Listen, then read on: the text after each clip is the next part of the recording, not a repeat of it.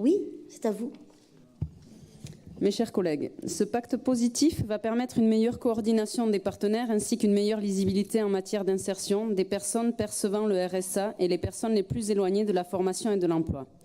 Ceci est bien, mais 2 ou 3 axes de réflexion émergent cependant de ce pacte.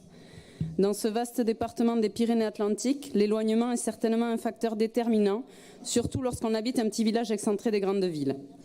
Or, je ne vois aucune réflexion sur le problème de la mobilité, avec un accès au travail parfois compliqué par un réseau routier difficile ou des transports en commun sous-représentés ou dont les horaires ne correspondent pas aux besoins des entreprises.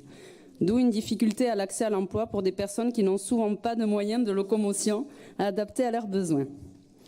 De plus, le pacte prévoit la mise en place de plateformes numériques. Bonne idée lorsque l'accès à Internet est optimal, mais au vu des zones blanches encore existantes, malgré un net progrès dans le département, là aussi l'accès n'est pas égalitaire. Vous mettez aussi en avant les chantiers emploi-formation, mais il me semble tout de même que nous ne voyons pas fleurir beaucoup de chantiers de ce type-là dans le département. Dommage.